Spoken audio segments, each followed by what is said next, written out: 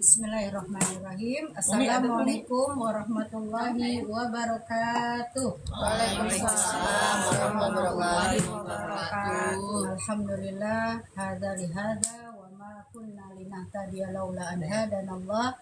Ashhadu an la ilaha illallah wa ashhadu anna Muhammadan abduhu wa rasuluh la nabiyya ba'dah. Allahumma salli ala sayyidina Muhammad wa ala alihi wa ashabihi wa man tabi'ahum bi ihsanin ila yaumiddin, amma ba'du. Alhamdulillah, marilah pertama-tama kita mengucapkan puji serta syukur kepada Allah Subhanahu wa taala pada hari yang sangat cerah ini setelah diguyur hujan ya. Tentunya cuaca begitu indah, sejuk ya Bu ya, daun-daun hijau ya, karena debu-debu yang ada di daun itu sudah tersapu oleh hujan ya. Udara pun nikmat ya, Masya Allah. Hari ini kita bisa bersilaturahim ke rumah teman kita Ibu Ade ya. Semoga penghuni rumah ini senantiasa oleh Allah Subhanahu wa taala dikokohkan iman Islamnya. Dan pada kesempatan ini suami Bu Ade sedang kurang sehat ya. Kita doakan sama-sama semoga Yanda dalam kondisi sehat walafiat ya. Istirahat aja ya. Kita doakan. Bismillahirrahmanirrahim. Bismillahirrahmanirrahim. Allahumma rabban nas adhibil ba'sa ishfi wa anta syafi la shifa illa shifa'uka shifa'an la yughadiru saqaman. La ba'sa tahurun insyaallah. La ba'sa tahurun insyaallah. La ba'sa tahurun insyaallah. Amin amin. Juga semoga penghuni rumah ini senantiasa dikokohkan iman Islamnya. Benar-benar dimudahkan semua urusan-urusannya. Juga Allah karuniakan rumah tangga yang sakinah, mawaddah warahmah. Lalu karuniakan anak keturunan yang soleh solihah, yang kelak mereka menjadi anak-anak yang sukses mulia dunia dan akhirat. Juga Allah berikan keberkahan dalam rezeki dan kehidupannya. Amin amin. Juga buat ibu-ibu yang hadir, yang cantik-cantik, yang solihah, apa kabarnya ibu-ibu? Alhamdulillah. Sehat? Alhamdulillah. Bahagia? Bahagia. Insya Allah ya.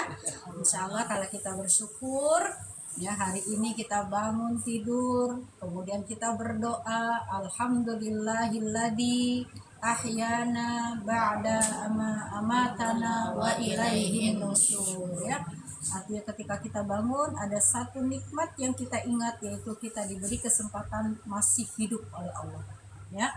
Sehingga dengan kesempatan hidup hari ini kita masih diberikan kesempatan untuk menambah amal soleh ya, menambah ilmu ya. Hari ini khususnya hari Rabu kita senantiasa rutin menambah ilmu, mengecas keimanan kita supaya senantiasa dalam kondisi fresh ya, imannya segar.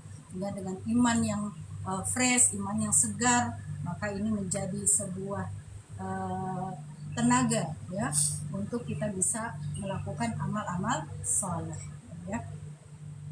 Salawat beserta salam marilah kita sampaikan kepada qudwah hasanah kita, suri tauladan kita, baginda tercinta Nabi besar Muhammad sallallahu alaihi wasallam beserta keluarga, para sahabat serta seluruh para pengikutnya hingga yaumil akhir. Amin ya robbal alamin ya. Ibu-ibu yang dirahmati Allah, pada kesempatan ini Umi akan membahas tentang independent woman. Apa tuh independent woman? Wanita yang mandiri ya. Apa sih independent woman? Ya, fitrahnya manusia, fitrahnya perempuan pengen independen apa pengen diratukan? Diratukan. Kalau pengen ya pengen diratukan gitu ya, pengennya seperti itu. Tapi ternyata kita ya, oleh agama Islam ini adalah agama yang memposisikan wanita pada tempat yang mulia, sangat mulia ya. Bahkan dalam peribahasa Arab itu ada An-nisa'u imadu bilad. Fa idza fasadat fasadatul bilad. Wa idza salahat salahatul bilad. Ya. Jadi kata mutiara ya di Arab itu, wanita itu adalah tiangnya negara. Tiang negara ya, kalau tiangnya agama sholat. Tiangnya negara itu wanita. Apabila wanitanya baik, maka baiklah negaranya. Ya. Apabila wanitanya buruk, maka buruklah negaranya. Insya Allah ya, begitu besar peran wanita dalam menentukan sebuah generasi. Nah, apakah generasi yang akan dilahirkan ada generasi yang baik, ataukah yang akan dilahirkan generasi yang lemah dan buruk ya. Nauzubillah. Nah, jadi dalam Islam ya, ketika Eropa di masa the dark ages-nya ya, kemudian agama selain Islam memandang wanita dengan pandangan rendah ya, bahkan dianggap bahwa wanita itu adalah apakah dia manusia, oh dia manusia setengahnya iblis. Nah, karena dia dulu yang menggoda Adam ya, Eva itu yang menggoda Adam sehingga terusir dari surga, sehingga memandang wanita dengan pandangan yang rendah ya. Sedangkan Islam sudah memandang wanita dengan penuh kemuliaan ya. Wanita bahkan di kaki wanita lah surga itu ya. Apa? Al-jannatu tahta aqdamil ummahat ya, wanita. Kemudian perempuan di dalam Islam dimuliakan ya, kedudukannya sama dengan laki-laki, memiliki kesempatan beribadah yang sama, memiliki kesempatan untuk menjadi manusia yang bermanfaat sama dengan laki-laki ya. Ibu kita bisa rujuk di surat At-Taubah ya, kita buka surat At-Taubah ayat 71-72 ya. Di sini bagaimana Allah menyatakan laki-laki dan perempuan itu.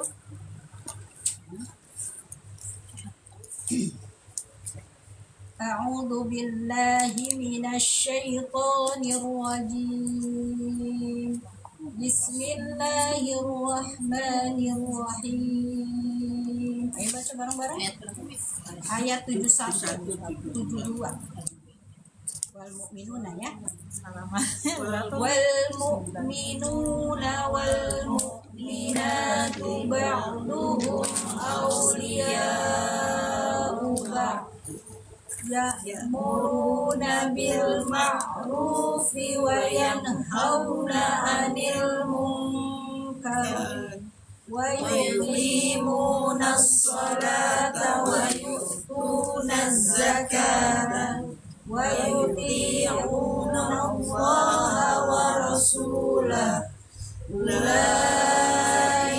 sayarhamuhumullah innallaha azizun hakim. Wa'adallahul mu'minina wal mu'minati jannatin tajri min tahtihal anhar fi jannati 'adn wa ridwanun minallahi akbar. Dzalika huwal fawzul azim. Ayo bacakan artinya Bu Sari. Dan orang-orang yang beriman, laki-laki dan perempuan, sebagian mereka menjadi penolong bagi sebagian yang lain. Mereka menyuruh berbuat yang ma'ruf dan mencegah dari yang mungkar, melaksanakan sholat, menunaikan zakat, dan taat kepada Allah dan Rasul-Nya. Mereka akan diberi rahmat oleh Allah Subhanahu wa Ta'ala. Sungguh Allah Maha Perkasa lagi Maha Bijaksana. Allah menjanjikan kepada orang-orang mukmin laki-laki dan perempuan akan mendapat surga yang mengalir di bawahnya sungai-sungai. Mereka kekal di dalamnya dan mendapat tempat yang baik di surga Aden. Dan keridaan Allah lebih besar, itulah kemenangan yang agung. Ya, Insya Allah ya. Jadi di sini Allah menyatakan ya, mukmin dan mukminah ya.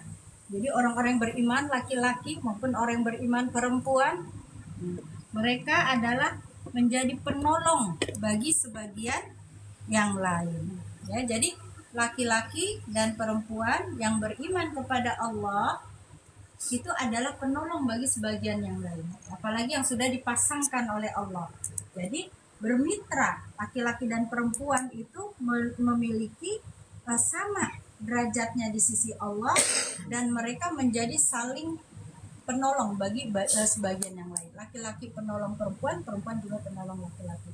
Jadi bukan sesuatu yang berlawanan dalam pengertian ya yang negatif, tetapi justru menjadi mitra.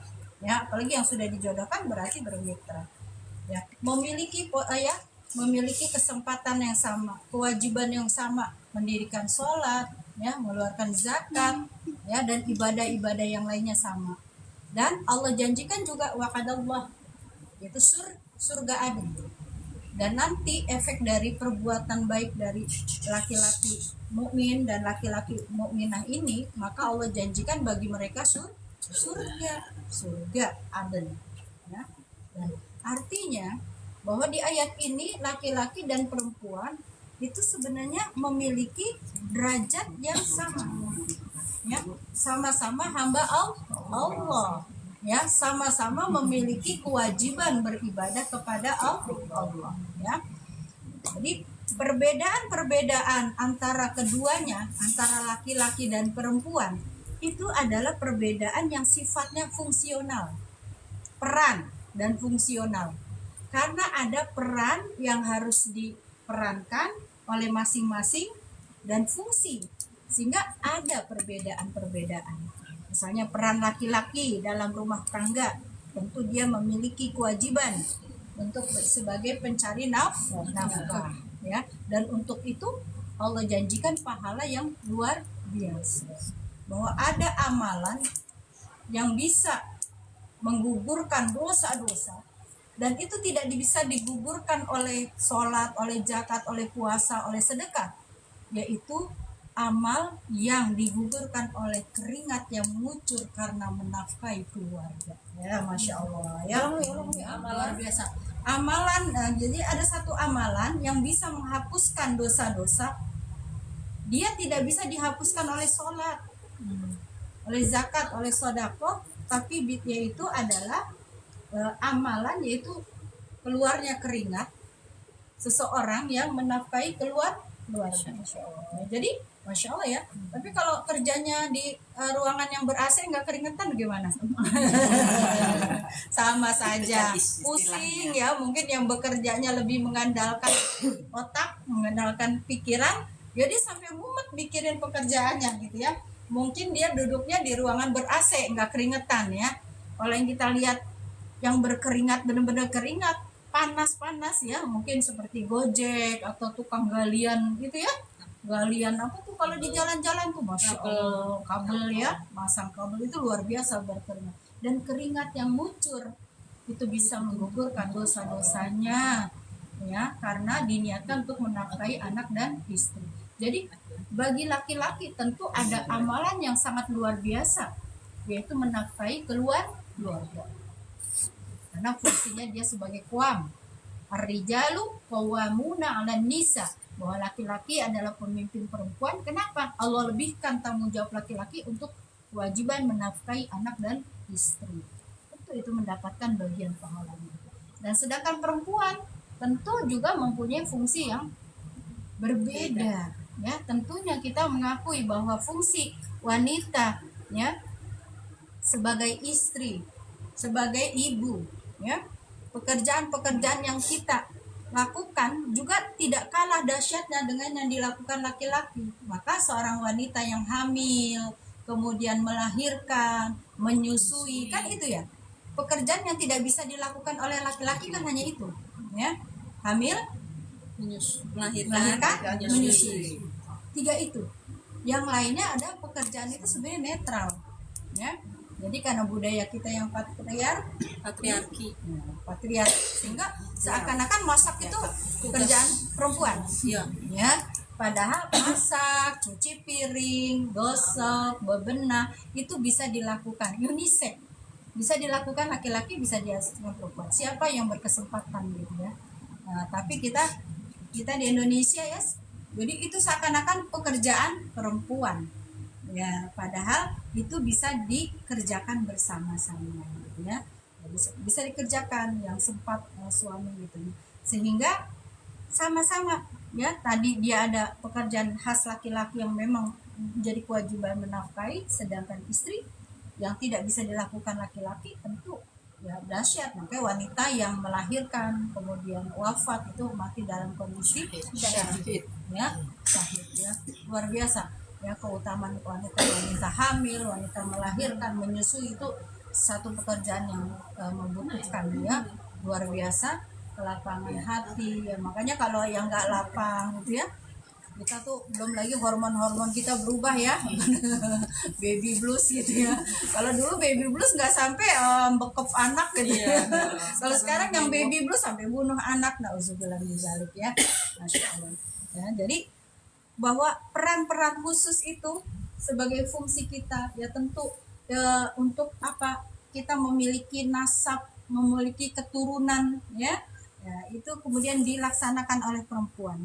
Tapi ya melalui perbedaan-perbedaan tersebut ya kita berbeda, tapi perempuan juga memiliki ya, kemandirian ya, sehingga kita bisa saling tolong menolong, saling tolong menolong dalam menjalani kehidupan ya. Jadi saling tolong menolong dalam rumah tangga. Makanya kita ajarkan anak-anak kita ya yang laki-laki jangan sampai mereka ya menjadi laki-laki yang tidak bisa pekerjaan domestik sama sekali, nggak bisa. Karena kan satu saat ketika istrinya hamil, istrinya melahirkan ya, seorang suami harus bisa. Kalau perempuan di Arab kan ya laki-laki yang belanja, laki-laki dia menyiapkan khodimah, asisten gitu ya. Sedangkan kita nih ya di perempuan di wanita di Indonesia, istri di Indonesia tuh ya udah bantuin cari ekonomi finansial, kemudian juga kerjaan rumah, makanya banyak ya ngurus anak ya, sehingga banyak sekali beban mental ya. Sekarang kesehatan mental para ibu itu ya, jadi isu yang karena bebannya terlalu berat, dia harus menanggung ya mendidik anak, diserahkan semuanya sama istri ya, suami saya hanya sebagai ATM berjalan gitu ya, ATM juga pas-pasan ATM-nya pas-pasan ya. Nah jadi ini ya curhat deh jadi perbedaannya, nah dengan fungsi tadi perbedaan, laki-laki punya tanggung jawab menafkahi, istri juga punya tanggung jawab ya untuk melahirkan generasi, melahirkan keturunan ya. Tapi dalam Islam kita diperintahkan juga untuk menjadi wanita yang mandiri ya. Pengertian mandiri tidak harus berkonotasi selalu finansial ya, karena orang berpikir kalau mandiri itu kepikirnya hanya finansial aja. Tidak, kemandirian dalam Islam itu artinya wanita yang seperti apa sih wanita yang mandiri versi Islam ya, yaitu wanita yang memiliki kemampuan mengatur ya kehidupannya sendiri. Kita punya kemampuan untuk mengatur hidup kita sendiri ya, tanpa bergantung pada orang lain. Nah, untuk bisa seperti itu dia butuh kemandirian, punya kekuatan spiritual dulu ya. Dia punya hubungan yang kuat dengan Allah penciptanya ya. Dia punya akidah yang kuat ya. Dia punya ilmu. Jadi harus wanita mandiri dalam Islam, dia harus memiliki ilmu. Dia punya prinsip dalam hidupnya ya. Kemudian mempunyai sikap yang jelas. Jadi dia punya pilihan dalam hidupnya ketika dia memilih ya. Ini contoh salah satu contoh bahwa kemandirian itu sudah ada sejak bahkan pada sosok Khadijah. Khadijah seorang wanita sukses, seorang pebisnis. Nah ketika dia mau dijodohkan oleh keluarganya dengan sepupunya, itu Khadijah menolak. Bayangkan zaman dahulu gitu ya, seorang wanita udah punya keputusan, berani mengambil keputusan menolak perjodohan keluarganya. Kenapa? Karena dia udah tahu tipikal suami seperti apa yang dia inginkan, yang dia butuhkan seperti apa gitu ya, sehingga dia berani menolak perjodohan keluarganya. Kemudian ya dia artinya bisa mengambil sikap. Jadi seorang wanita itu ketika dia berilmu, dia punya sikap, dia tahu apa yang dibutuhkan oleh dirinya, gitu ya. Nah, seperti itu. Nah, kemudian dia harus memiliki keberanian dan kejujuran. Harus berani mengungkapkan pendapatnya, gitu ya. Jangan takut gitu mengungkapkan pendapatnya, akhirnya dipendam, ya. Dipendam, nggak berani bersikap, nggak berani berjujur, gitu ya. Nah, ini komunikasinya harus diperbaiki. Artinya jangan sampai seorang wanita itu dituntut manut aja, ya kan, katanya nunut ya kalau Jawa ya, suami ke neraka ikut ke neraka gitu. Suami enggak, kita punya pilihan ya. Makanya banyak kita lihat wanita-wanita yang berhijrah, dia bisa mengambil sikap, ya, diuji dalam rumah tangganya suaminya gitu ya, kita lihat kan. Nah, artinya itu ya, iya, suaminya nggak mau, maksudnya nggak mau sama-sama diajak berhijrah, akhirnya ngambil pilihan, dia memilih hidup sendiri, ya, yang sesuai dengan syariat agama gitu, mau nggak mau akhirnya harus berpisah gitu ya. Nah, itu sebenarnya sangat disayangkan, tapi artinya dia bisa mengambil sikap dalam hidupnya gitu, bahwa dia sudah tidak mau lagi hidup seperti itu, ingin hidup yang sesuai dengan hatinya gitu, sesuai dengan ilmu agama yang sudah dipahaminya gitu ya. Kemudian memiliki apa lagi? Ya, kemampuan mengambil keputusan, Bu. Kalau mau jadi wanita yang mandiri harus punya kemampuan mengambil keputusan. Jadi kalau misalnya ada satu yang harus putuskan, bukan berarti kita harus kalau memang ada hal yang akan mudorot, kita berani ya menyampaikan. Karena banyak dalam kehidupan seorang suami itu harus mendengar dua pendapat wanita. Pertama, ibu dan istrinya. Karena dua wanita inilah yang paling tulus mencintainya. Yang pasti dia akan menyelamatkan. Jadi kalau seorang istri gak berani menyampaikan pendapatnya tentang suaminya, maksudnya suaminya pengen bisnis apa gitu ya, gak berani itu berpendapat gitu ya. Siapa? Jendela Ya, nggak ganggu ini kan, nggak berani berpendapat ya, mengungkapkan, boleh jadi suaminya akan tertipu ya, ada mudorot yang ini, karena si istri tidak berani memberikan pendapatnya. Karena biasanya laki-laki berpikir dengan logika, sedangkan perempuan instingnya kuat ya, instingnya kuat. Jadi kita dibutuhkan juga masukan kita, misalnya gitu, tiba-tiba suami kita didekatin teman SMA-nya ya, pernah tuh kejadian teman SMA. Nah, suami kita kan taunya dia waktu SMA, sekian puluh tahun berpisah, kita nggak tahu dia bergaul dengan orang seperti apa gitu ya. Kita, bayangan kita dia waktu SMA. Nah, kan ketemu sama kita, ngajak join bisnis lah, ngajak inilah gitu ya. Nah, suami itu oke, bayangan dia tentang temannya waktu SMA. Sedangkan kita, feeling kita sebagai istri nih, kita mengingatkan, hati-hati ya. Ayah kan kenalnya dulu 20 tahun yang lalu. 20 tahun rentang waktu kita nggak kontak sama dia bergaul dengan orang seperti apa, perilakunya seperti apa, kita nggak tahu. Nah, ketika ini suami mau dengar pendapat istri, insya Allah terselamatkan. Kalau yang benar, ternyata benar, invest sekian habis 400 juta. Ini banyak terjadi. Kenapa? Maka kita sebagai istri, kita juga dibutuhkan nih pendapat kita. Jangan takut ungkapkan pendapat. Ya, boleh nggak aku kasih saran ya gitu. Kalau menurut mama gini. Nah, karena kita nih kadang menyelamatkan suami dari hal-hal seperti itu ya. Nah, jadi seorang wanita mandiri itu dia punya keberanian untuk mengungkapkan pendapatnya ya. Jangan ya udah terserah ayah, ya udah terserah papa, ya udah terserah. Nah, kalau kita menjadi istri yang seperti itu, yang dalam artinya solihah itu bukan manut-manut gitu, enggak. Iya, menerima. Ya, menerima aja enggak. Kita boleh kasih masukan, berdiskusi, boleh. Supaya apa? Supaya suami kita terselamatkan dari mudorot, dari bahaya gitu. Nah, jadilah istri yang tadi mandiri dalam pengertian punya ide, punya saran, pendapat yang bisa menyelamatkan suami kita. Seperti itu ya. mampu mengambil keputusan dan bertanggung jawab terhadap tindakan kita. Kalau kita sudah mengambil keputusan, maka kita wajib bertanggung jawab dengan apa yang sudah kita lakukan. Ya, seperti itu. Ya, jadi tidak selalu konotasinya finansial. Nah, jadilah wanita yang mandiri, memiliki ilmu, tadi ya, punya ilmu, ya, punya prinsip sikap hidup yang jelas, ya, nilai-nilai yang kita anut adalah nilai-nilai syariat. Nah, ketika misalnya kita melihat hal-hal yang mulai mencong, mulai miring, yang dari suami kita mulai akrab itu ya, nah kita ingatkan. Misalnya dengan teman kantor ternyata suka makan siang bareng gitu ya, nah kita udah tahu itu dari awal-awal, maka kita mulai ajak ngobrol, ya, jangan ajak ngobrol misalnya bahwa itu ada peluang-peluang yang berbahaya, ya kan, memiliki keberanian dan kejujuran.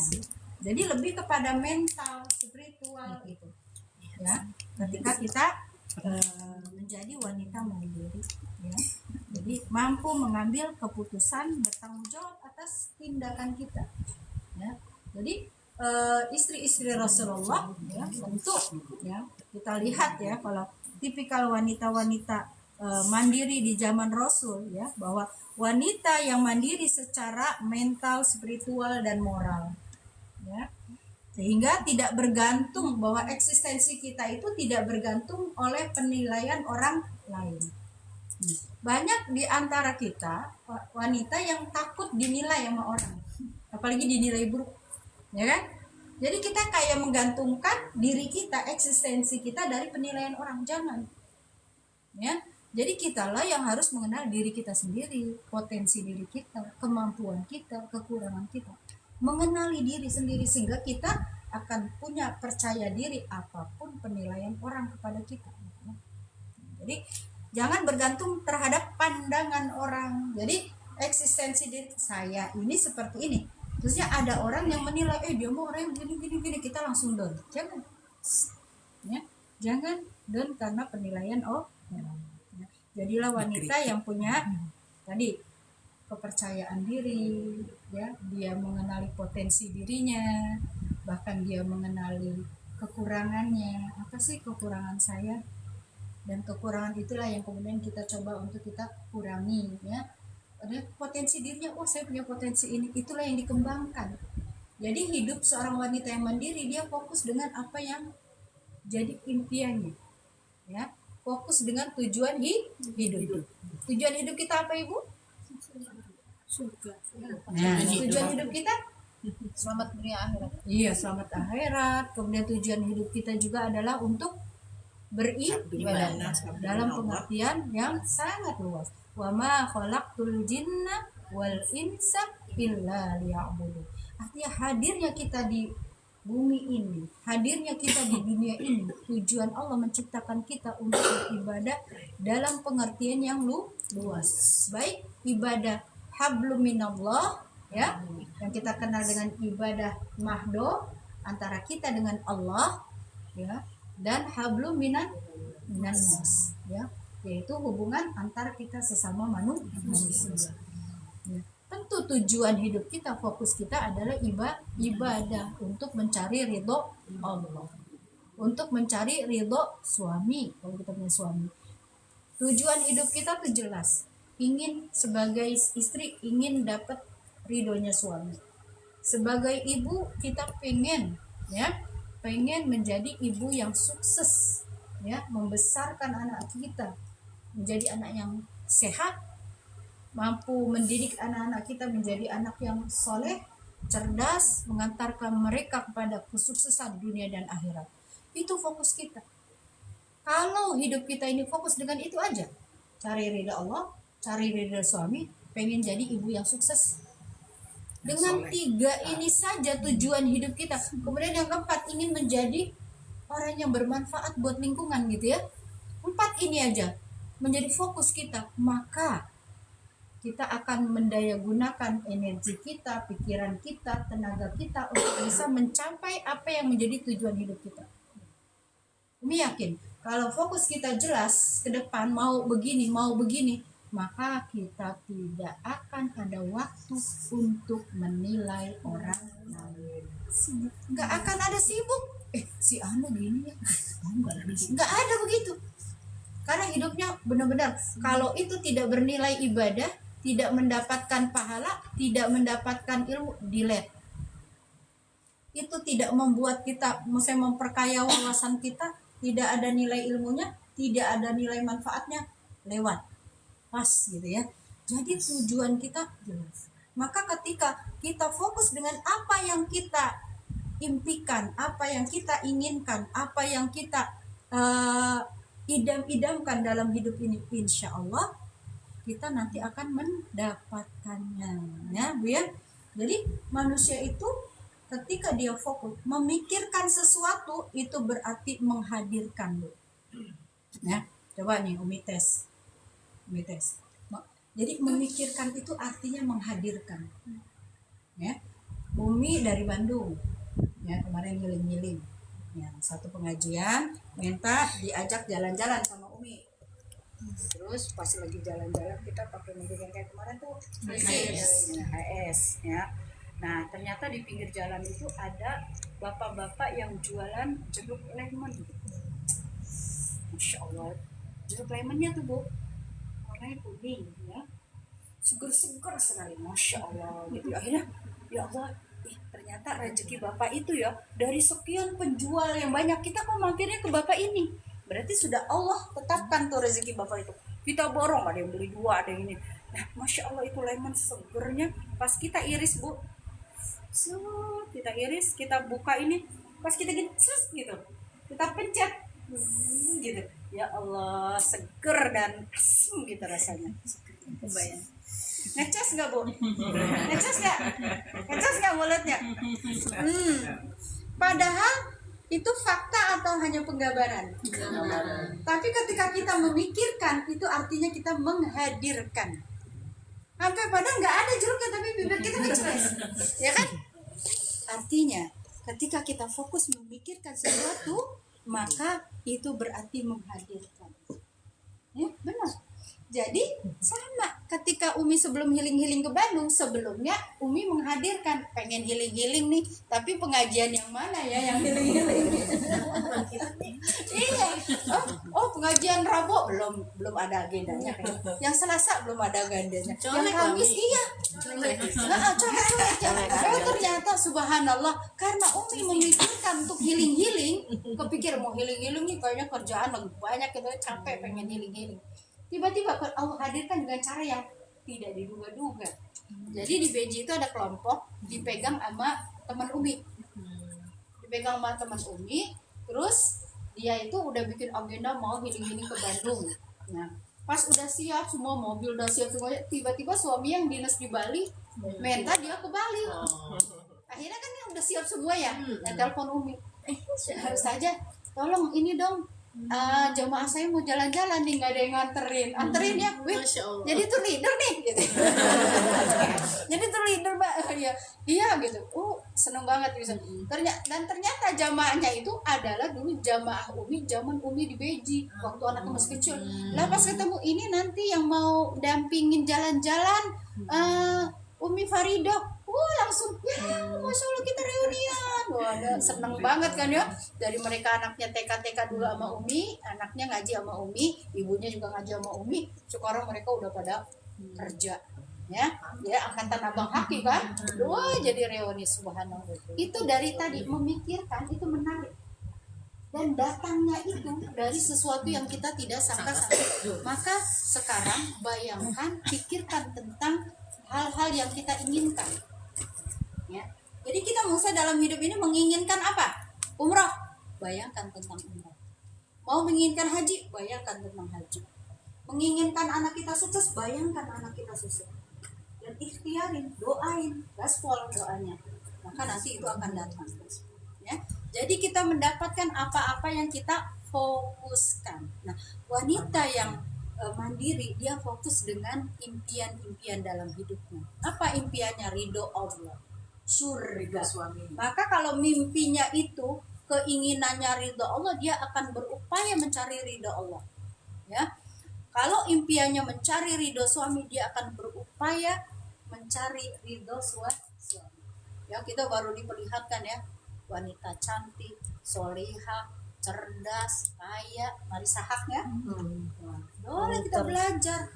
Ya Allah, itu paket komplit, ya paket komplit. Iya. Ya, dengan solihah, cara ngomongnya loh Bu, tiru Bu sekarang. Ya, gitu ya, ngomongnya lembut banget. Ih, sekarang Umi niru. Nuri, cara ngomongnya lembut loh. Ayah mau pakai gula nggak? Gitu, cara ngomongnya loh mas suami. Itu bisa kita tiru. Kita yang hari ini pengen cari ridho suami, ada contoh nyata. Oh gitu cara ngomong mas suami. Kagak ada ngegas-ngegasnya, nggak ada. Kalau hari ini kita ngomong sama suami masih ada ngegas-ngegasnya, yuk belajar. Ya, rendahkan suara, lembutkan. Ayah, ayo mama apa? Ya bukan, jangan kitanya, dari kita dulu. Kalau kita baik, insya Allah nanti. Nah ini baiknya juga baik. Insya Allah. Dari kitanya dulu mulainya dari kita. Nah kalau kita gini, kita fokus cari ridho suami, maka itu kayak tadi tuh jadi, oh kita jadi tahu, oh ada begini cara gitu. Karena kita fokus mencari ridho suami, terusnya Allah perlihatkan hal yang kayak gitu, jadi inspirasi buat kita. Oh gitu ya, kalau ngomong sama suami lembut banget, ya Allah udah cantik, ngomongnya lembut, bagaimana suaminya nggak sayang, nggak meratukan. Kalau hari ini kita belum diratukan suami, boleh jadi emang kita belum menjadikan suami raja gitu ya, belum menjadikan suami kita raja gitu, jadi kita tidak diratukan. Berarti kita harus memperlakukan suami seperti raja dulu, baru dia nanti akan, ya responnya dia akan memperlakukan kita seperti ratu juga gitu ya, sikapnya, cara bicaranya mungkin ya seperti itu. Jadi, ya. Lama-lama nggak jadi sandiwara. Lama-lama geli kan. Kalau nggak ada maunya ya. Coba ya belajar gitu. Tanda tanya tuh suami kalau kita Ya berubah nggak apa-apa, awal-awal dia kaget, Kaget. lama-lama dia senang istri itu. Gitu ya. Masya Allah, pernah Umi punya binaan ya, itu suaminya sampai terima kasih sama Umi. Iya. Iya, terima kasih ya. Apa Pak? Senyum-senyum suaminya gitu. Iya, selama Riko sama Umi kata istri saya tambah solihah. Masa sih Pak? Subhanallah. Umi pengen tuh laporan dari suami-suaminya. Kapan ya dapat laporan dari suaminya Sari, suaminya Umi? kata suamiku belum berubah. Baru setahun kan, Diko kan baru setahunan. Karena yang harus yang merasakan hasil ngaji, hasil liko, hasil belajar agama itu orang-orang terdekat kita yang merasakan. Istri saya kok jadi tambah sabar setelah sering ngaji. Sabar ya. Jangan sampai denger, ngaji sama Umi percuma, kayak gitu aja dari dulu. Aduh sedih Umi dengarnya. Ya, jadi yang harus merasakan akhlak baik kita adalah suami dan anak kita. Itu yang nggak pakai topeng. Kalau ketemu temen sekali-kali doang bisa beramah-ramah, bisa berlembut-lembut ngomong, ya.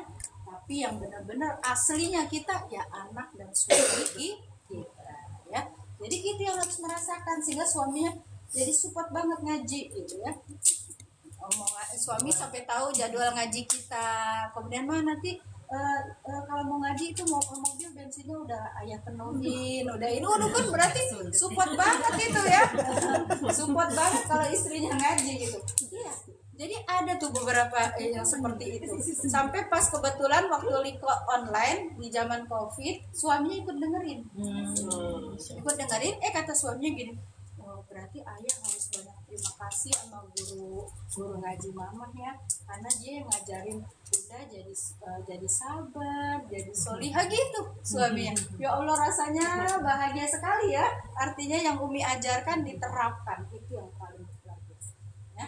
Jadi wanita mandiri ya tadi, wanita yang tadi memiliki hubungan yang kuat kepada Allah ya, kemudian dia secara mental juga kuat ya, kemudian dia juga memiliki fokus dalam hidupnya, ya, fokus-fokus yang harus dikejar, ya apa saja, ridho Allah, ridho suami, kemudian pengen menjadi ibu yang sukses, ya, mendidik anak-anak kita.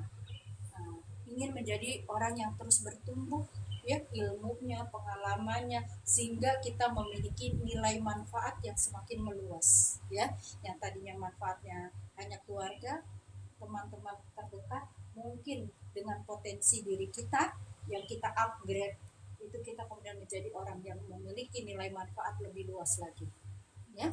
Jadi dengan fokus-fokus seperti itu, maka kita tidak akan disibukkan oleh perasaan-perasaan negatif kita. Hati-hati, perempuan itu hancur bukan karena pengkhianatan suami, bukan. Wanita hancur bukan karena orang lain, tapi wanita hancur karena dirinya sendiri. Ya, sebagaimana besi itu hancur bukan karena tempaan, ini tidak, tetapi karena karat yang ada pada dirinya. Ya, besi itu hancur kropos karena karat pada dirinya. Dan dalam diri kita ini hanya bisa hancur karena diri kita sendiri. Apa? Yaitu negative thinking. Kita berprasangka buruk terhadap Allah, terhadap orang lain, terhadap diri sendiri. Ya, jadi jangan pernah punya prasangka negatif kepada diri sendiri. Itu karat yang bisa melemahkan dan lama-lama menghancurkan diri kita. Saya mau nggak bisa ini, saya mau nggak bisa itu, saya mau bodoh, saya mau nggak punya pengalaman. Nah itu jangan, karena itu akan melemahkan. Yang sesungguhnya padahal kita punya potensi yang terbaik dalam diri kita. Ya, ingat ya, bisa dikatakan bahwa kita adalah the winner, pemenang.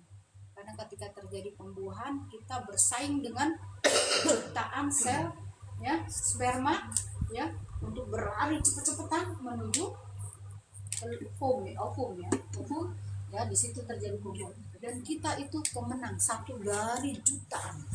Berarti semua orang yang terlahir di bumi ini itu adalah versi terbaik, ya, dia adalah versi terbaik. Yang penting dia mau mengenali potensi dirinya. Setelah tahu, oh saya di sini nih passion saya, oh saya di sini nih kekuatan diri saya, dan dia berfokus untuk bertumbuh, mengupgrade terus kemampuannya, sehingga dia akan tampil menjadi wanita, ya, mandiri yang terbaik versi diri dia sendiri. Gak perlu ngikutin versi orang, ya, versi diri. Jadilah pribadi yang terbaik versi diri kita, ya, karena setiap kita unik dan punya potensi yang terbaik, ya. Jadi seorang wanita mandiri seperti itu. Kita lihat bagaimana sejarah peradaban Islam melahirkan wanita-wanita yang mandiri dan sangat luar biasa. Yang pertama tentu kita mengenal istri Rasulullah SAW, yaitu Khadijah, ya, seorang wanita suci, wanita mulia yang mampu menjaga harga dirinya. Dia mempunyai usaha bisnis yang berkembang luar biasa. Bahkan setelah menikah dengan Rasulullah, dan Rasulullah di usia 40 tahun, Rasulullah sudah fokus dengan kerja dakwah, ya, amanat Allah. Maka harta yang dimiliki oleh Khadijah menjadi mensupport semua dakwah Rasul, ya. Bahkan Khadijah berkata, ya, dalam sebuah perkataan, seandainya aku diwafatkan oleh Allah dan seluruh hartaku sudah habis untuk dakwah, kalau memang masih dipakai, gunakanlah tulang-tulang tubuhku, ya, untuk membackup dakwah. Itu wanita yang luar biasa, ya. Jadi beliau, ya, menjadikan hartanya itu, ya, kemampuan hartanya itu untuk membackup dakwah Rasul, suaminya, ya, seperti itu. Kemudian kita juga sejarah menginginkan tentang istri Rasul, yaitu Aisyah, ya. Aisyah di antara istri-istrinya itu adalah istri yang memiliki kecerdasan intelektual dibanding yang lainnya. Beliau menghafal banyak sekali hadis, sehingga setelah wafatnya Rasul, ya, banyak sahabat yang belajar hadis bersanad kepada Aisyah, ya. Jadi mengajar, bayangkan, ya, mengajar di laki-laki walaupun pakai tabir, ya. pakai cadar gitu ya, karena cadar itu kekhususan para istri Rasulullah ya, untuk menunjukkan kedudukannya lebih dibanding wanita muslimah lain. Mengajarkan hadis banyak kepada para ulama. Nah itu Aisyah. Kemudian ada di antara istri Rasul itu Zainab binti Jahsin. Nah, dia dengan potensi kemampuan dirinya. Jadi setiap kita kan pasti unik, punya kelebihan ya. Nah kalau Zainab binti Jahsin itu adalah wanita yang memiliki keterampilan. Tangannya itu kayak tangan, ada kan orang yang tangannya sangat kreatif ya, bikin bros bisa, bikin ini bisa, bikin ini, melukis bisa, segala macam. Itu Umi punya temen yang kayak gitu tuh, segala apa bisa, tangan ajaib, tangan yang penuh berkah. Nah Zainab binti Jahsin itu adalah wanita yang seperti itu tipikalnya. Dia pandai menyamak kulit kambing ya, disamak, kemudian dibuat kerajinan, dibuat tas dari samak kulit ya, dan hasilnya dijual ya, sehingga dia dapat income, dan income yang didapatkan digunakan untuk menyantuni anak-anak yatim ya. Jadi dulu tokoh-tokoh yang menjadi contoh kita menjadikan kekuatan finansial itu bukan bergaya hidup mewah, tapi menjadikan hartanya itu sarana untuk mencari ridho Allah. Akhirnya Zainab binti Jahsin mendapat julukan Ummul Yatam, ibu anak-anak yatim. Masya Allah, ya luar biasa. Nah kita boleh mencontoh gitu. Hari ini kita berbisnis, kita memiliki income, ya niatkan bahwa itu untuk mencari ridha Allah.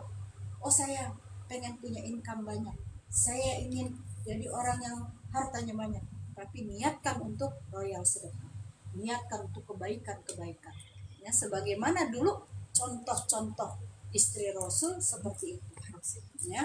Kemudian ada juga wanita yang unik ceritanya, tidak banyak dipublikasikan, yaitu seorang wanita namanya Sayyidah Nafisah ya, Sayyidah Nafisah ini udah masuk ke generasi tabi'in. Dia seorang wanita yang memiliki ilmu yang begitu banyak, bahkan Imam Asy-Syafi'i ya, menjadi murid beliau. Imam Asy-Syafi'i dan Imam Ahmad. Imam Ahmad itu guru dari Imam Asy-Syafi'i, tapi keduanya belajar kepada Sayyidah Nafisah. Berarti ilmunya luar biasa ya. Kita hari ini kenalnya Imam Asy-Syafi'i, padahal Imam Asy-Syafi'i punya guru yang namanya wanita, yaitu Sayyidah Nafisah. Luar biasa ilmunya. Imam Ahmad pun belajar kepada beliau. Luar biasa kan? Nah, kemudian sampai Imam Asy-Syafi'i berwasiat, nanti kalau aku meninggal ya, maka lewatkanlah jenazahku di depan rumah guruku. Ya, jadi dia Imam Asy-Syafi'i berwasiat, kalau aku meninggal nanti jenazah aku lewatin ke depan rumah guruku. Aku ingin guruku menyolatiku. Jadi jenazahnya yang disuruh samperin ke gurunya, karena aku ingin guruku menyolati jenazahku kan dan mendoakanku. Allahu Akbar.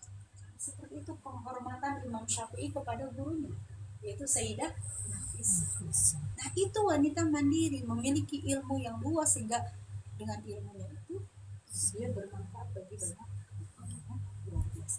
Banyak sekali contoh-contoh wanita ya yang itu menjadi wanita-wanita penuh ya, yang mewarnai peradaban Islam. Artinya mereka sangat memiliki ya kemampuan ilmu, kemampuan mengupgrade diri, kemudian secara finansial juga memiliki income, dan dengan uangnya itu dia lakukan untuk mencari fokus hidupnya, itu ridho Allah. Luar biasa ya. Jadi hari ini teman-teman kita juga yang mau bisnis sih banyak ya. Uni nih, Masya Allah, ini bisnis ya. Luar biasa ya. Jadi betapa wanita mandiri itu bukan hanya masalah finansial, tapi kemandiriannya itu ditopang pertama dia punya ilmu, sehingga dengan ilmu dia bisa memilih mana yang hak, mana yang batil, mana yang menjadi pilihan hidupnya, sehingga dia bersikap yang jelas. Bahkan dia bisa menjadi pendamping yang baik buat suaminya. Kalau suaminya misalnya melakukan hal-hal yang ini, dia bisa mengingatkan. Ya, kisah kenapa itu Umi terinspirasi banget gitu ya, yang Marissa Haque karena emang dari dulu idolain paling cantik gitu ya. Jadi dari dulu Umi udah idola. Jadi kenapa dulu dia sempat ini ya dengan artis-artis yang lain gitu. Ternyata karena beliau punya prinsip. Ya, punya prinsip dalam hidupnya, walaupun mungkin boleh jadi sempat tidak ini ya, artinya dia ingin menyelamatkan suaminya. Saya wanita muslimah berhijab, ketika mengundang satu acara yang diundang suaminya aja, kemudian si suaminya itu dipeluk ke wanita, nah kan dia tegas tuh di situ, wis tambah kita, keren, dulu dia berseteru sama si ini karena ini dukung ini, ternyata subhanallah diperlihatkan di akhir hidupnya, ternyata beliau memang wanita yang punya prinsip menjalankan syariat Islam. Ketika suaminya sama teman-temannya dibawa ke arah yang seperti itu, dia cut dan dia bilang sama suaminya untuk jaga jarak dengan teman-temannya seperti itu. Keren banget kan, jadi sampai suaminya selamatkan ya dari pergaulannya gitu. Dan kan yang justru kuat kan ini istrinya kan, subhanallah. Jadi bisa saling membackup dalam kebaikan, mengingatkan gitu ya. Nah, kalau hari ini kita belum mandiri ya, sholat aja masih diingetin, mama udah sholat belum, ayo cepat, udah tinggalin dulu, maksudnya kita masih digituin, belum jadi warga mandiri kita. Urusan kita dengan Allah aja kita nggak mandiri ya.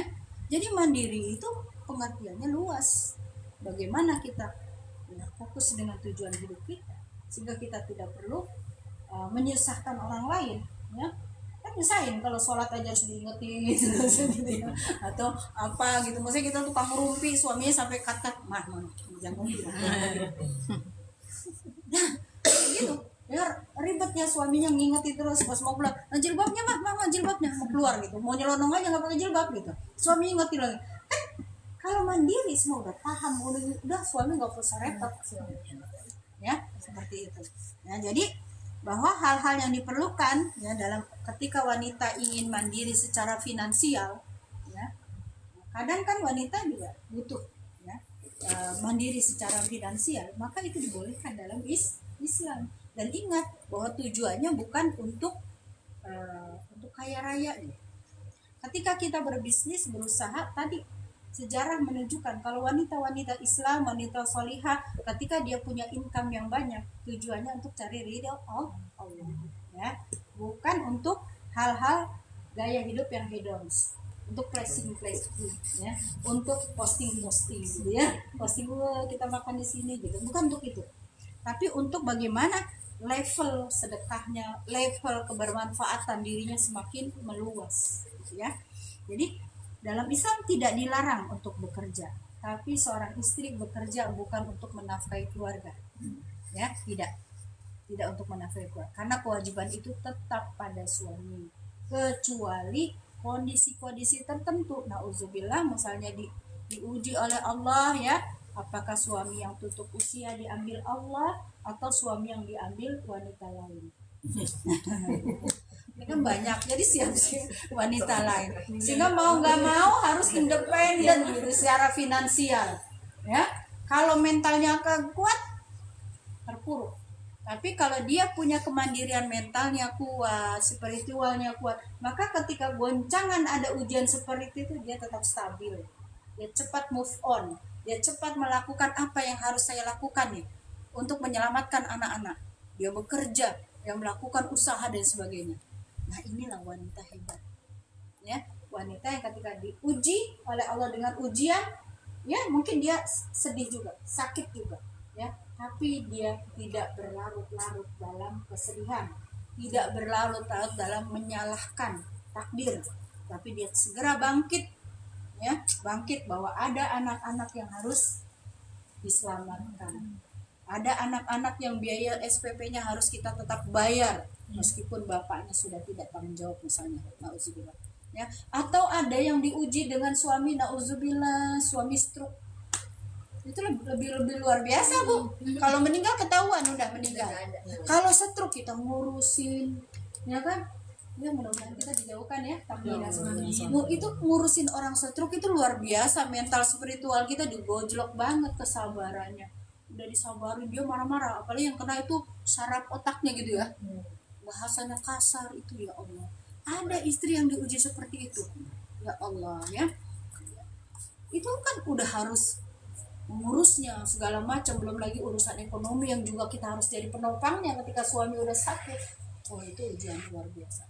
Nah kalau dia tidak memiliki kekuatan mental, kekuatan spiritual, maka sangat luar biasa ujian hidup seperti itu. Maka butuh kita memiliki kekuatan mental, keimanan yang kuat, spiritual, ya, punya tujuan hidup yang jelas, sehingga ketika diuji tidak membuat kita hancur. Ya.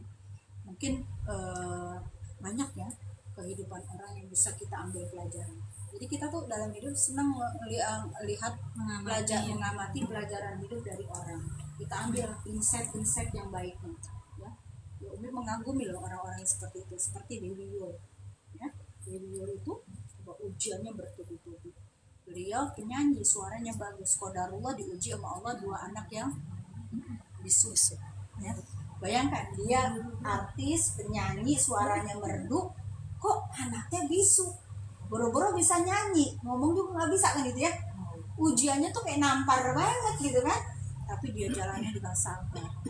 Berjalan lagi diuji dengan suaminya. Itu tadi anak, suami uji juga, berpaling ke wanita lain. Sabar dia, ya, bersabar. Dia bisa mengambil putusan. Jadi ketika suami misalnya berselingkuh atau poligami diam-diam, wanita punya hak untuk mengambil pilihan. Apakah pilihannya mau dipoligami atau kok lepas gitu kalau dia ngisi ya. Tapi kan setiap keputusan kita harus tanggung jawab dengan paketnya ya, paketnya. Kalau misalnya kita tetap mau nerimain di poligami, berarti harus siap dengan segala konsekuensinya. Hati kita kok iris-iris ya. Sedih gitu, sabar terus ini kan gitu ya. Siap nggak untuk itu? Atau kalau nggak siap seperti itu, udah kebayang saya bukan tipe itu, saya pencemburu segala macam, saya nggak bisa diduakan segala, misalnya kayak gitu. Dia mengambil bercerai misalnya, tapi dia juga harus pikirkan konsekuensinya. Dia harus menghandle tuh ya finansial. Dia harus tampil menjadi wanita yang kuat, yang bekerja, juga ngasuh anak-anak kan gitu. Nah kalau wanita yang mandiri, dia punya sikap, dia bisa ngambil. Nggak cuman ya udah, aduh kalau misalnya saya nggak mau dipoligami, nanti saya makan dari mana? Saya nerima deh terpaksa, tapi ya gitu, nangis-nangis, sedih-sedih, hidupnya dijalani dengan kayak gitu. Itu dia nggak berani mengambil resiko dari setiap keputusannya. Kalau memang sudah keputusannya siap dipoligami, dia harus siap juga dengan segala konsekuensinya gitu ya. Kalau dia siap bercerai, berarti ada juga konsekuensi yang harus diambil. Nah, ketika dia bisa mengambil sikap, saya nggak siap di poligami, akhirnya bercerai. Ya. Nah, kemudian nggak sampai di situ ujiannya, usaha-usahanya bangkrut, harta juga diuji deh, harta habis.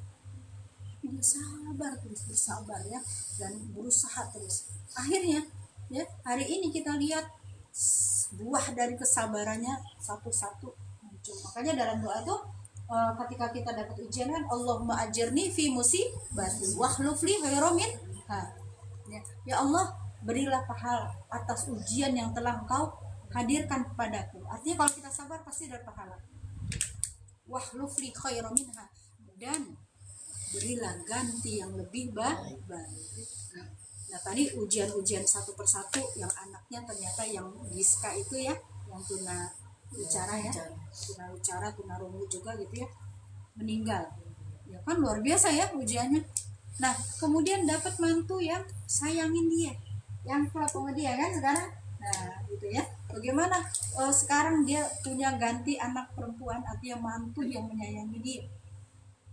Kemudian suaminya diganti dengan suami sekarang, sama Allah diganti jodoh lagi, wajahnya mirip dengan mantan suaminya. Mirip, iya mirip sekilas, tapi akhlaknya luar biasa. Kemudian anak yang tunarungu sekarang jadi dosen di Amerika, ya kan? S2 gitu ya, luar biasa. Itu apa kata dia?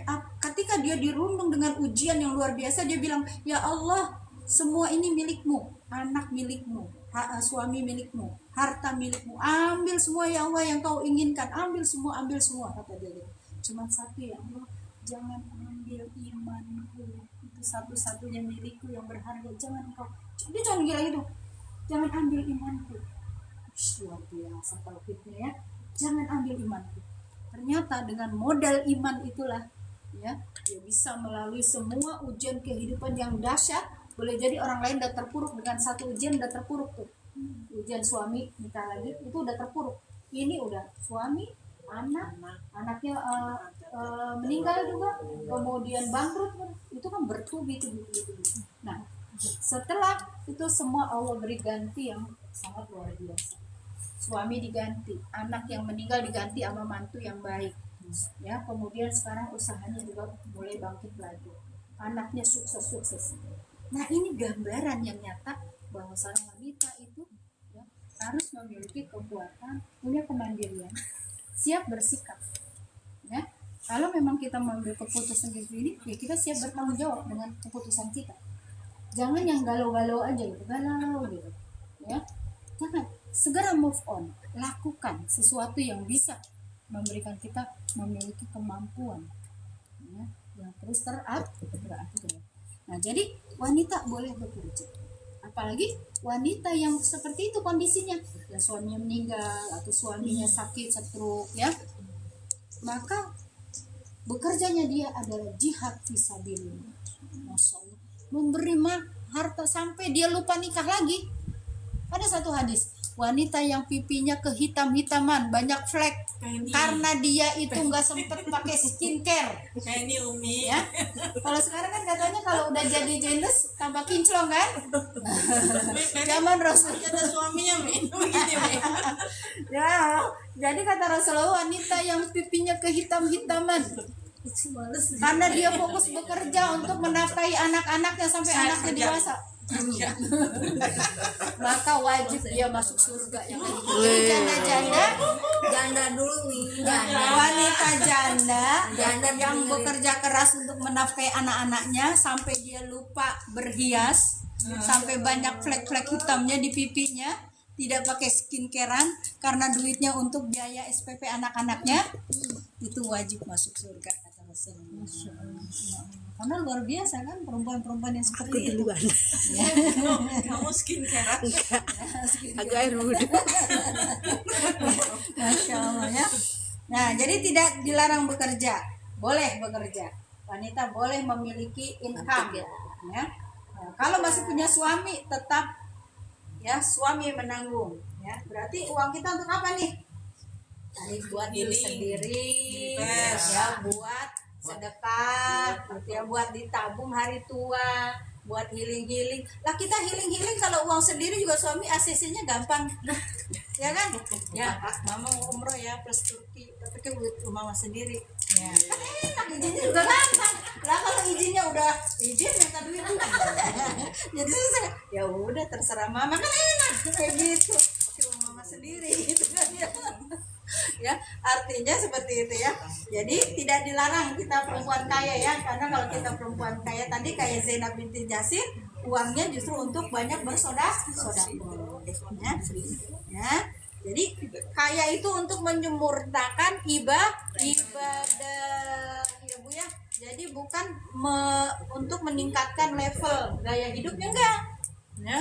Bukan untuk meningkatkan gaya hidup, tetapi untuk meningkatkan level sedekahnya gitu ya. Nah, itu kebermanfaatan dirinya, kebermanfaat hartanya lebih banyak dirasakan oleh orang ya.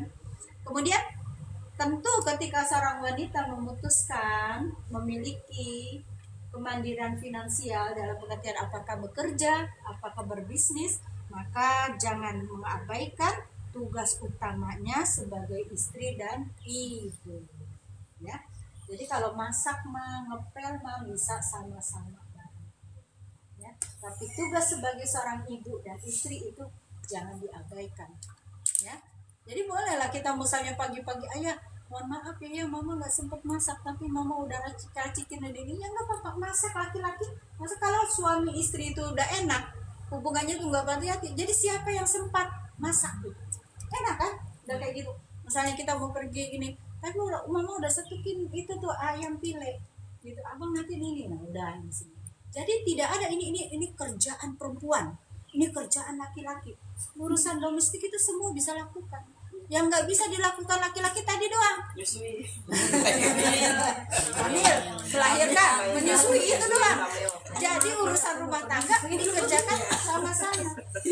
Kan di Indonesia aja begitu, Bu. Ya, Asia lah gitu ya. Tapi di Eropa laki-laki itu sama-sama semua. Equal gendernya ya. Jadi kerjaan tuh sama-sama dikerjakan bareng-bareng gitu ya. Ya, Masya Allah. Kita tuh, makanya perempuan Indonesia terlalu Wonder Woman. Iya, betul. Udah nyari duit juga, masak juga, ngurus anak juga. Kalau yang mentalnya gak kuat, stres. Waras lagi nggak waras. Makanya ini ya, apa deh? Mental health. Mental illness ya. Mental illness. Kebanyakan beban ya. Ya, jadi tugas utama tadi sebagai istri, sebagai ibu, jangan diabaikan itu. Tapi kalau ngepel ya bisa anak, bisa suami ngepel. Kalau nggak punya asisten ya, ya bisa itu kerjakan bersama-sama urusan itu. Tapi ya tadi untuk ya peran sebagai istri dan ibu jangan sampai terabaikan. Ya, kemudian bahwa tugas ya tadi yang keempatnya bukan pekerjaan yang menyakiti secara fisik.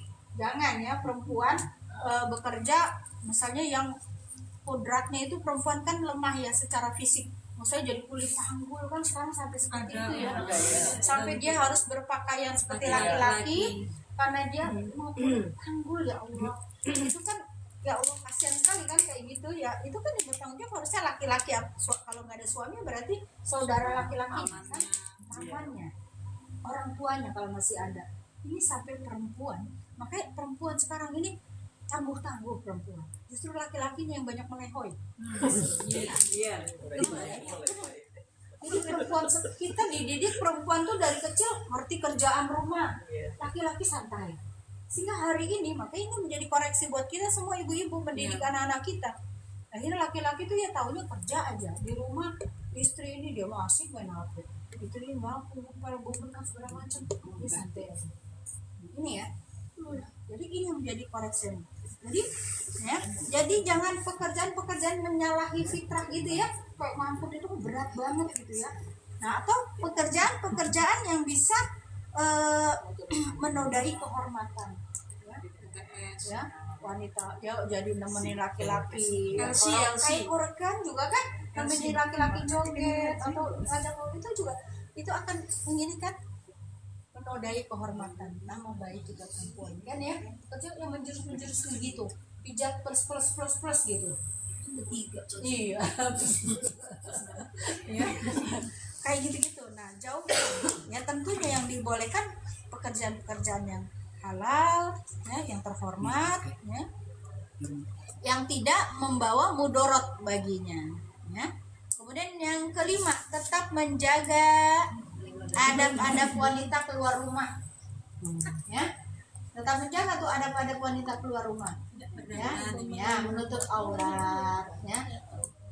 Kemudian jangan berdua-duaan dengan laki-laki, ya.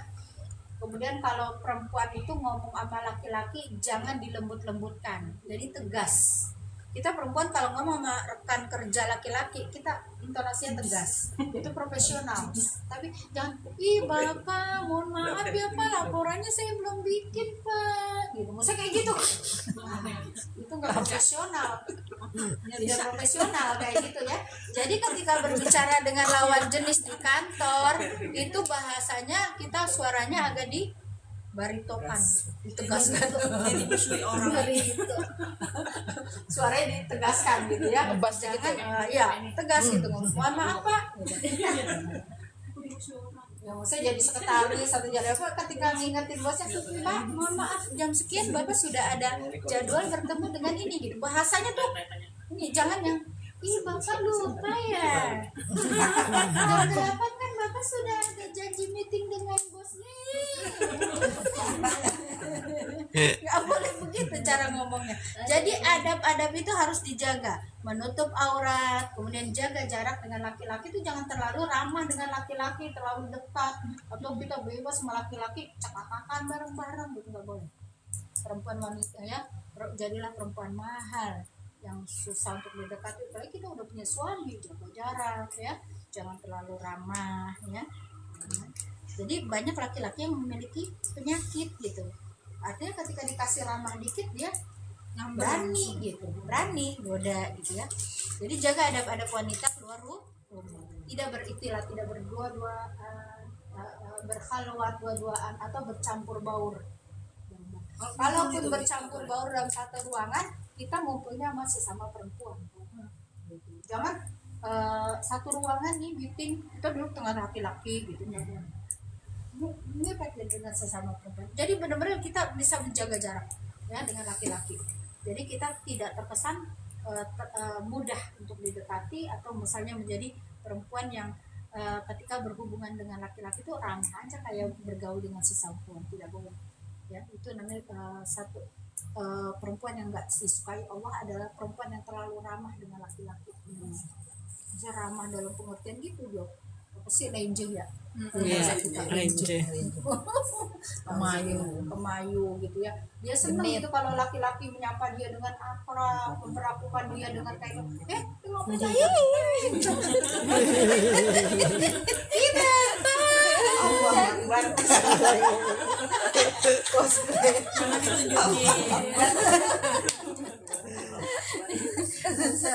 Ya. Jadi menutup aurat ya. Sebisa mungkin tidak bercampur, kalau bercampur ya tadi memisahkan, tidak berdua-duaan, menjaga sikap yang wanita yang terhormat, jaga jarak dengan laki-laki, sehingga insya Allah fitnah-fitnah perselingkuhan itu tidak ada. Kalau hari ini perselingkuhan luar biasa dahsyat di perkantoran berinding kalau lihat itu. Kenapa? Karena wanitanya sudah tidak menjaga adab-adab wanita keluar rumah. Jadi jangan bablas. Wanita Islam membolehkan bekerja, tapi jaga adabnya tetap. Sehingga kalau kita menjaga adab tidak akan terjadi tuh perselingkuhan. Nggak ada insya Allah. Karena kita sebagai perempuan tegas, ya, punya sikap, ya. Artinya kalau laki-laki misalnya udah mulai berani goda gitu, nah kita kan menjauh, gitu. Nggak akan terjadi. Tapi kalau yang ini terjadi, perempuannya juga emang niat menggoda, ya laki-laki yang udah tergoda ya wassalam. Hari ini luar biasa perselingkuhan di Indonesia, dan sangat mengenaskan ketika perselingkuhan itu di kantor. Nih temen-temennya tahu dia punya istri, dia punya suami, tapi di kantor itu ketika mereka itu membiarkan bahkan malah kayak mendukung, menormalisasi. Nah, uzubillah itu banyak terjadi. Menormalisasi perselingkuhan, nggak ada yang berani laporin ke pasangannya masing-masing, ya udah urusan masing-masing gitu. Akhirnya seakan-akan didukung oleh lingkungan. Maka nauzubillah inilah banyak terjadi hal-hal yang perselingkuhan. Nauzubillah. Maka bagi kita wanita mandiri adalah wanita yang dia tahu batasan, ya, tahu apa yang menjadi fokus dalam hidupnya, berusaha keras untuk mewujudkan impian-impiannya ya, dengan cara-cara yang halal dan tidak menggantungkan kebahagiaan pada orang lain. Ya, jangan menggantungkan kebahagiaan kita pada suami. Ya, kalau kita menggantungkan kebahagiaan kita pada suami, satu saat suami melakukan hal yang ya kita tidak inginkan, kita bisa jatuh terpuruk. Bahwa kita bahagia karena diri kita sendiri, kita memilih bahagia dengan diri kita. Bahwa kita misalnya mungkin hubungan kita dengan suami ada masalah, ada ini, tapi kita masih punya hubungan yang harmonis dengan Allah. Itu yang paling kuat. Kita masih punya kebahagiaan bersama anak, bersama teman-teman kita. Jadi janganlah terpuruk ya. Ketika kita urusan suami masalah, tapi kita masih punya hubungan yang indah bersama Allah, bersama anak-anak kita, bersama teman-teman kita, ya, yang support kita. Insya Allah akan bisa lebih tegar ketika kita memilih bahwa hidup kita tidak akan hancur karena orang lain. hidup kita hancur karena diri kita sendiri. Wanita dikuasai oleh perasaan. Makanya seorang wanita harus belajar, harus mengupgrade ilmu, harus belajar agama supaya perasaan bisa dikendalikan. Kalau tidak ada ilmu yang mengendalikan perasaannya itu lebih banyak kepada hal-hal yang overthinking, hal-hal yang negatif yang semakin membuat dirinya terpuruk, ya. Maka bekal ilmu, bekal iman itu sangat luar biasa, menjadikan seseorang wanita menjadi wanita yang mandiri, ya, seperti itu dulu, ya, insya Allah. Tapi ingat, kita tutup bahwa jangan terlalu mandiri, apalagi punya suami. Kalau nggak punya suami nggak apa-apa ya, mandiri terlalu mandiri nggak apa-apa kalau nggak punya suami. Kalau punya suami jangan terlalu mandiri. Ingat ya, bahwa kita kalau suami kita nggak ada, itu kita kuat angkat galon, blok gitu ya. Lagi nggak ada suami. Tapi kalau ada suami, ayah, galon habis ya, tolong angkatin dong ya. Iya, kalau ada suami, suruh suami. Ya, jadi kalau misalnya jangan ada suami kita ngangkat galon, jangan minta tolong. Jadi suami juga kan ingin pengen dia hero, jadi pahlawan hero. Biasa nggak ada suami, pasang itu gas, berani aja. Terus ada, ayah, mama takut ya. Saya tuh Gitu Bu, kalau ada suami. kalau nggak ada suami ini sendiri. Jadi Kalau ada suami, Pak, betul. tolongin dong, Pak. Iya, jadi dia merasa berguna. Ini kerjanya besok. Jadi hero gitu ya. Nggak usah masak kuliah aja. Jadi nanti kalau kita semua kita handle perempuan angkat galon bersih, ada bocor naik sendiri ke atas gitu. Ya, waktu gadis sebenarnya begitu. Bocor naik ke atas. Kalau punya suami yang enggak, pura-pura nggak bisa, padahal kita juga bisa gitu. Ya, padahal wah, ituan merusak listrik, kontrak sendiri. Oh, ininya elemennya, cari elemen pasang dia. Bisa dulu mah. Sekarang ya ada suami enggak lah. Ya, kita sedikit dimanja-manjain gitu ya kalau ada suami, supaya suami juga merasa dirinya sebagai hero, ya. Jangan kita terlalu mandiri, akhirnya nggak nganggap suami kita ada, akhirnya suaminya ya. Kalau ada suami minta anterin ngaji, anterin dong gitu. Nah, dia merasa harus begitu Bu. Jadi direm, jangan mentang-mentang mandiri semua dihandle kayak Wonder Woman gitu. Jangan. Ya, jadi ada batasan-batasan.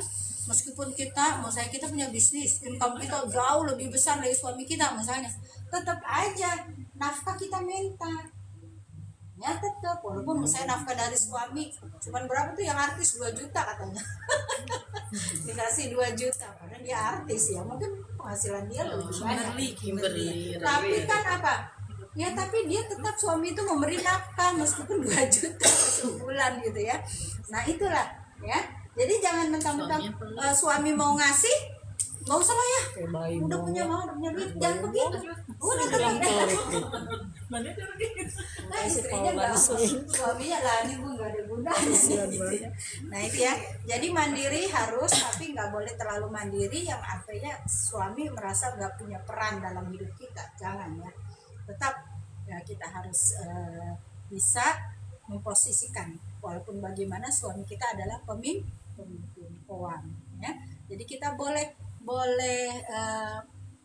berpendapat, tapi ketika suami kita udah memutuskan, kita hargai pendapat dia.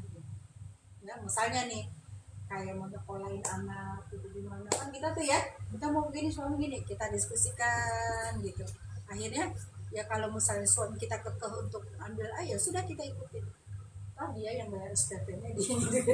Jadi kita sudah ngalah gitu, jangan ngotot-ngototan. Nah disitulah ya betapa intinya, akhirnya kita yang menjadi ibadah kita kepada suami yang utama adalah taat kepada suami ya.